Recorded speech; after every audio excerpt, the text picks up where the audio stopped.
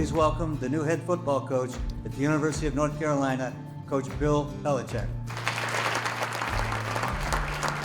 This is really kind of a dream come true. I grew up in college football with my dad. Did your dad ever try to talk you out of coaching? Yeah, he did. He sure did. He said, I know he was at Navy. He was making about, 19,000 a year, whatever it was. And, it's just the three of us, my mom, my dad. We didn't really have much. And he said, you'll never make any money coaching. You just go get a job. And, and he wanted me to go get a graduate assistant position. And, so you get an education. Maybe you can do some coaching as a GA and, help pay for your education and masters and all that.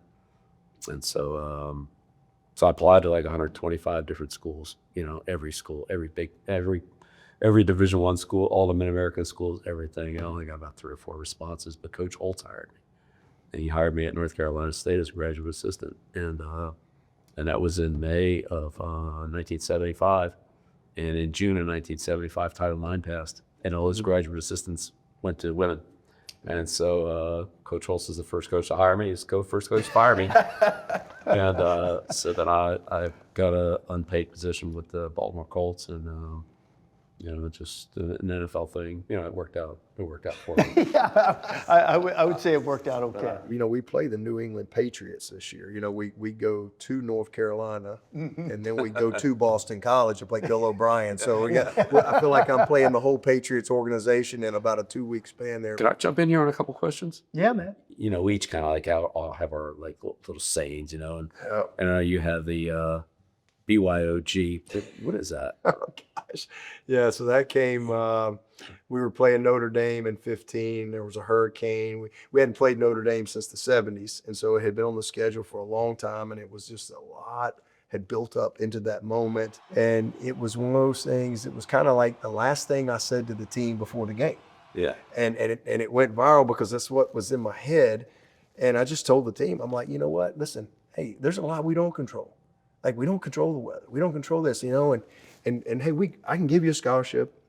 I can give you a place to live. We can give you food. We can give you a scheme. We can give you, but I can't give you freaking guts. Like you gotta have, this is a BYOG. You gotta bring your own guts. You gotta bring that.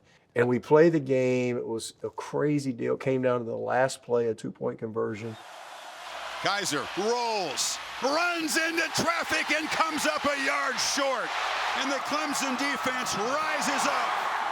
And we stop them and win the game. And then all of a sudden, it's pouring, and they stick a microphone in front of your face. And they go, what? And I went, hey, it was BYOG, bring your own guts. And next thing I know, I'm a meme for life. And tonight, hey, it was BYOG, bring your own guts. I got Bill Belichick asking me about BYOG. Hey, he asked you, what would you like to ask Bill Belichick? What would be one thing you would say to a coach or a group of coaches of being able to maintain the competitive stamina, the thrill to go win again?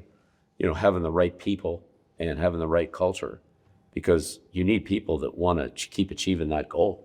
Even though we hit that one, it's like, like Brady and Brewski used to say, which ring do you like the best? The next one, and you just don't stop. It just keeps going. You just keep going. And I think it's getting people that believe in that, believe in the culture.